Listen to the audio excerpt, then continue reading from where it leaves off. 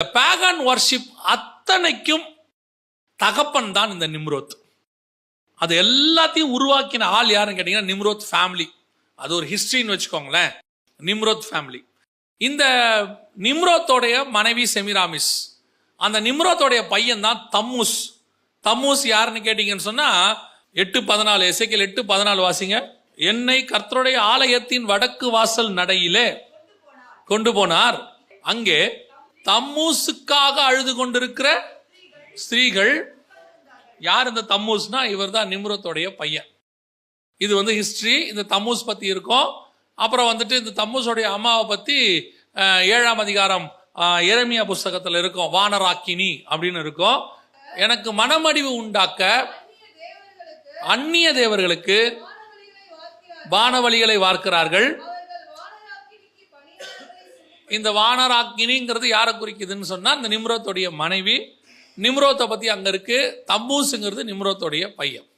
இவங்க தான் இன்னைக்கு உலகத்தில் இருக்கக்கூடிய எல்லா விதமான புறமத வழிபாடுகள் அப்படின்னு சொல்லுவாங்க, பேகன் வர்ஷிப். அத்தனைக்கும் இவர்கள் தான் ஸ்டார்டிங் பாயிண்ட்.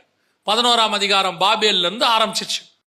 அதனாலதான் வெளிப்படுத்தல் 17:5 நீங்க வாசிக்கும் போது மகாபாபிலோன் வேசிகளுக்கும் பூமியில் உள்ள அருவருப்புகளுக்கும் தாய் என்னும் நாமம் அவள் நெற்றியில் எழுதியிருந்ததுன்னு இருக்கும். அவள் தாய், அவ தான் எல்லாத்தையும் பிறப்பித்தவ, எல்லாத்தையும் பெற்றெடுத்ததுன்னு அர்த்தம் பாபிலோன்.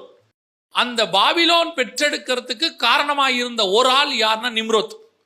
கர்த்தருக்கு முன்பாக பலத்த வேட்டைக்காரன். அப்படின்னா என்ன அர்த்தம்னா, இவன் கர்த்தருக்கு முன்பாக வேட்டையாடுறவன். எதை? ஆத்மாக்களை, ஜனங்களை தேவனை விட்டு திருப்புறவன், தேவனை கொள்ளை பொருளா கொண்டு போறவன். இப்ப யோசிச்சு பாருங்களேன். அதுக்கு முன்னாடி தான் சில 100 வருஷங்களுக்கு முன்பாக தான் நோவா அவ்வளோ பெரிய மீன் பிடிக்கிறவனை கர்த்தர் அனுப்பி வச்சிருக்கிறாரு. நோவா மூலமா என்ன பண்ணிருக்கிறாரு? 100 வருஷத்துக்கு மேல கர்த்தர் பிரசங்கம் பண்ணிக்கிறார். அதான் மீன் பிடிக்கிறவன் தான் நோவா. அவன் சொல்றான், நீதியை பிரசங்கித்தவனாகிய நோவா, பேதுரு புஸ்தகம் சொல்லுது. ஆனால் இன்னைக்கு அந்த அந்த நீதியை பிரசங்கித்த அந்த 100 வருஷமா அவங்க கேட்கல. அதுக்கப்புறம் என்னாச்சு? பெரிய ஜலப்பிரளயம் வந்துச்சு, அழிவு வந்துச்சு. சேம் காம் யாபேத் வராங்க. அதுக்கப்புறம் நோவா 300 வருஷம் மேல உயிரோடு இருக்கிறார். அது வேற விஷயம். அதுக்கப்புறம் பாத்தீங்கன்னா இவங்க பரம்புறாங்க, சேம் காம் யாபேத் எல்லாம் பரம்புறாங்க.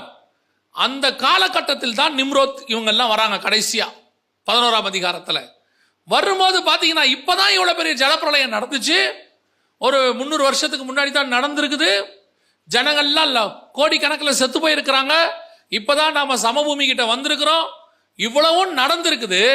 அப்படியே ஜனங்களை வேட்டையாடுறான். கொஞ்சம் கொஞ்சமா ஜனங்களை என்ன செய்யறான்? வேட்டையாடுறான். இவன் யார் தெரியுமா? தேவனை விட்டு ஜனங்களை நரகத்துக்கு நேராக திருப்புகிறவர்கள், சமபூமியில தேவனுக்கு விரோதமான காரியங்களை செய்கிறவர்கள், கர்த்தருக்கு விரோதமான வழிபாடுகளை கொண்டு வரக்கூடியவர்கள். இது வெளியே நடந்தா கூட பரவாயில்லை. இன்னைக்கு ஏன்னா அவன் வெளியே நடப்பித்தான் பாபேல்ல. ஆனா இந்த வேட்டைக்கார ஸ்பிரிட், நிம்ரோத் ஸ்பிரிட் இருக்குல்ல, இந்த பேகன் வர்ஷிப் இன்னைக்கு கிறிஸ்தவத்துக்குள்ள இருக்குது. இதே பேகன் வர்ஷிப் எங்க வந்துருச்சு? கிறிஸ்டியானிட்டிக்குள்ள, கிறிஸ்தவத்துக்குள்ள. இந்த பேகன் வர்ஷிப்பை புடிச்சுக்கிட்டு அலையிற ஒரு பெரிய கூட்டம் இப்ப நாம சொல்றத ஏற்றுக்கொள்ளாது. இயேசு கிறிஸ்து 2000 வருஷத்துக்கு முன்னாடி நியாயப்பிரமாணம் கொடுத்தார்.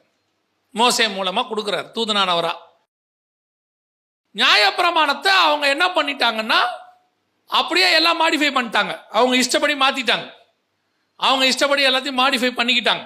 அதனால தான் அவர் சொல்றாரு, நீங்கள் கொசுவை வடிகட்டி ஒட்டகத்தை விழுங்குகிறீர்கள். நீங்க என்ன பண்ணிட்டீங்க? நியாயப்பிரமாணத்தை உங்களுக்கு ஏத்த மாதிரி சாதகமா மாத்திக்கிட்டீங்க. இப்ப என்ன ஆயிடுச்சு தெரியுமா? இயேசு நியாயப்பிரமாணத்தை சரி பண்றார். நியாயப்பிரமாணத்தை சரி பண்றவரை கல்லெடுத்து அடிக்க வந்துட்டான். புரியுதா உங்களுக்கு? தேவாலயத்துக்குள்ள புறாவிக்கிறது தப்பு, காசுக்காரர் வேலை தப்பு. இயேசு இதை என்ன பண்றாரு?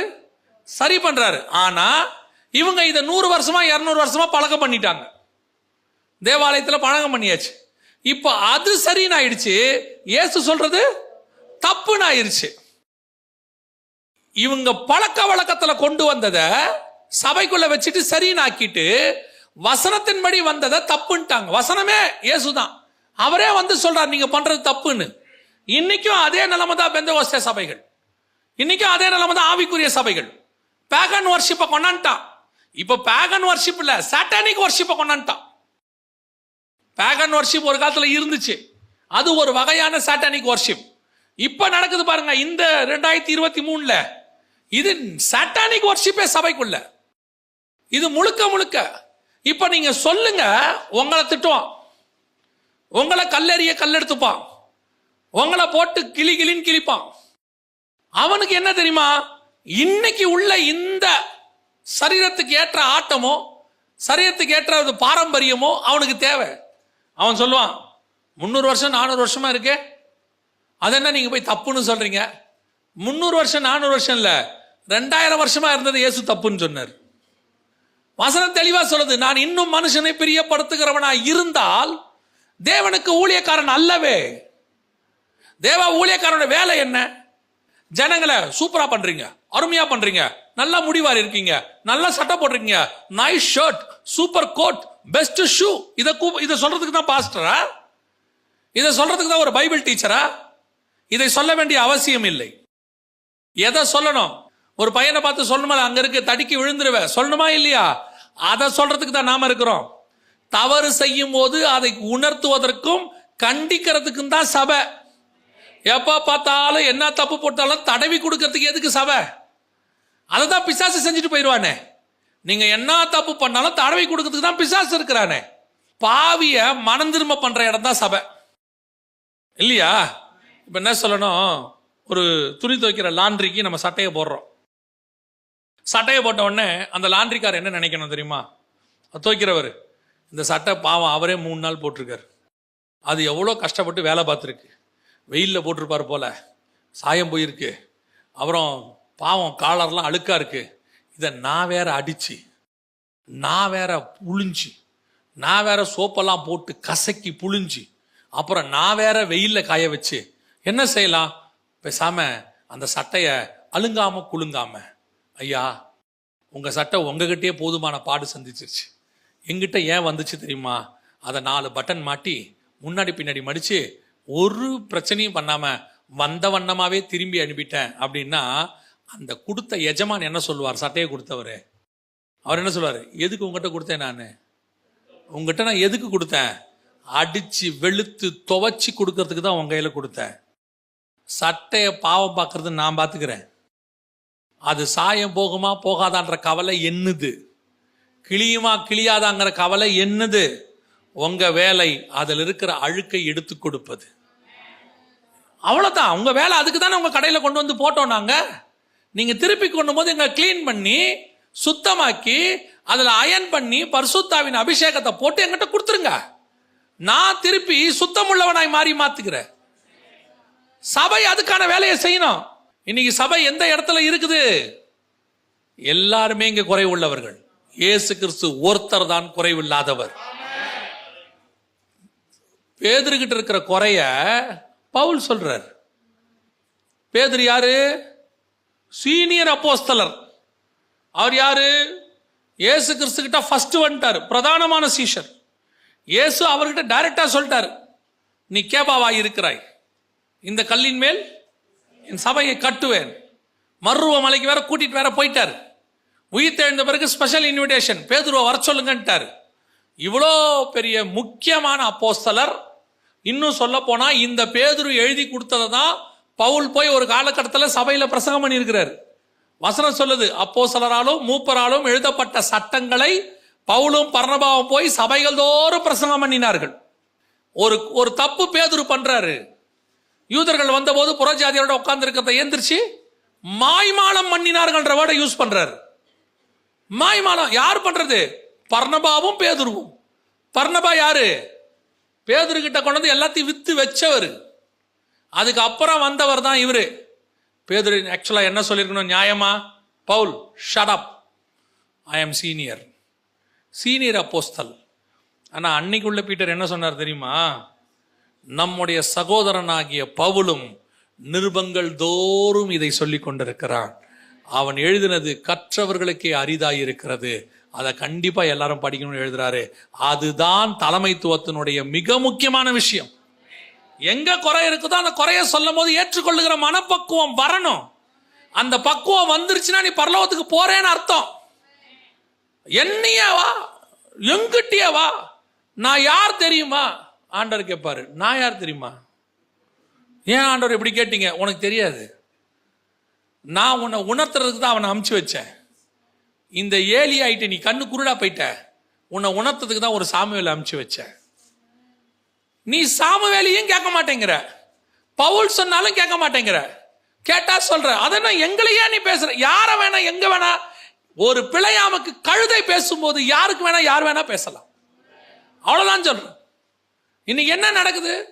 சபைகளுக்குள்ளே மனுஷனை பிரியப்படுத்துகிற காரியம், மனுஷனுக்கான பேகன் வர்ஷிப். தேவன் சொல்லுகிற ஆராதனைகளில் பெரும்பான்மையான சபை இல்லை, பெரும்பான்மையான சபை கிடையாது. இன்னைக்கு சபை வேட்டையாடப்படுகிறது. எதனால? நிம்ரோத்தின் ஆவிகளால் வேட்டையாடப்படுகிறது. ரொம்ப கேர்ஃபுல்லா இருந்து கொள்ளுங்க. ஒன்று, நீங்கள் உட்கார்ந்து கொஞ்சம் ஆராய்ந்து பார்த்து உங்கள் வீடுகளிலே நிம்ரோத்தினுடைய அந்த பேகன் வர்ஷிப்பினுடைய காரியங்கள் இருக்கிறதா என்பதை ஆராய்ந்து பாருங்க. இந்த கிறிஸ்துமஸுக்கு அப்படி பண்றது, ஈஸ்டருக்கு இப்படி பண்றது, ஏன் பண்ணக்கூடாதுன்னு கேட்கறது, அதெல்லாம் உங்க இஷ்டம். பைபிள்ல இல்ல, இங்க இல்ல, அவ்வளவுதான். வேற விஷயம் ஒண்ணுமே கிடையாது. நீங்க போய் பாருங்க, ஒவ்வொரு புறஜாதியாருடைய வழிபாட்டிலையும் ஒரு மரம் இருக்கும். ஒரு அரச மரம் இருக்கும், ஒரு வேப்ப மரம் இருக்கும், ஒரு போதி மரம் இருக்கும். கிரேக்க கலாச்சாரத்துக்கு போனா ஒரு மரம் இருக்கும், சீன கலாச்சாரத்துக்கு போனா ஒரு மரம் இருக்கும். எல்லா மரங்களும் மரம் வச்சிருக்கு. இங்க உங்களுக்கு எதுக்கு எனக்கு எதுக்கு மரம்? இந்த மர வழிபாடு ஏன் வந்தது தெரியுமா? முதல்ல அது தெரிஞ்சுக்கோங்க. வெளியே வந்துட்டார் ஆதாம், 7ஆம் தலைமுறை ஏனோக்கு. அது வரைக்கும் ஆதாம் உயிரோட தான் இருக்கிறார். 930 வருஷம் ஆதாம் உயிரோடு கூட இருந்தார். ஆதாம் செத்த பிறகுதான் சேர்த்து பிறந்தார் இல்ல, ஆதாம் கிட்டத்தட்ட 7 தலைமுறை வரைக்கும் உயிரோடு கூட இருந்திருக்கிறார். அப்ப ஆதாமுடைய போதனைகள்ல ஒண்ணுதான், மரணம் வராம தடுக்கிறதுக்கான மரம் எங்க இருக்குது? ஏதேனுக்குள்ள இருக்குது. மரத்தை சுத்தினா, அந்த மரத்துக்கிட்ட போயிட்டோம்னா, அங்க இருக்கிற பழத்தை சாப்பிட்டோம்னா நமக்கு என்ன கிடைக்கும்? ஜீவன் கிடைக்கும். அந்த மரத்தை தேடி ஒவ்வொருத்தரும் அலைய தொடங்கினாங்க. அவங்கவுங்க வசதிக்கு ஆளுக்கு ஒரு மரத்தை வச்சுக்கிட்டாங்க. ஆனா உங்களுக்கும் எனக்கும் அந்த மரத்திற்கு பதிலாக அப்பத்தையும் பானத்தையும் கையில கொடுத்து, என் பாத்திரத்தில் பானம் பண்ணி என் மாம்சத்தை புசிக்கிறவனுக்கு கடைசி நாளில் உயிர் தெழுவான், அவனுக்கு நித்திய ஜீவன் உண்டு என்று கர்த்தர் சொல்லிட்டார். உங்களுக்கு எனக்கு தான் இயேசு வந்துட்டார வீட்டுக்குள்ள, எதுக்கு மரம் வருது? அவங்களுக்கு நித்திய ஜீவனுக்கு வழி தெரியல, மரம் வச்சிருக்காங்க. நித்திய ஜீவனுக்கு வழி தெரிஞ்சவன் ஏன் மரம் வைக்கணும்? இதுதான் பேகன் வர்ஷிப். கவனிச்சு கொள்ளுங்க. தேவன் இந்த வேட்டைக்காரர்கள் ஆவியை இந்த கடைசி நாட்கள்ல கூட சொல்றேன், இந்த நிம்ரோத்தினுடைய ஆவி சபைகளுக்குள் கிரியை செய்கிறது. சபைகளுக்குள் இது மாதிரி ஒவ்வொன்றா எடுக்க முடியும், ஒவ்வொன்றத்தையும் எடுக்க முடியும், வேதத்திலிருந்தே எடுக்க முடியும். ஆனால் ஒன்று மட்டும் தெரிஞ்சு கொள்ளுங்க, இது உங்கள் ஆத்துமாக்களை வேட்டையாடாதபடிக்கு நீங்கள் என்ன செய்யணும்? பத்திரமாய் பார்த்து கொள்ள வேண்டும்.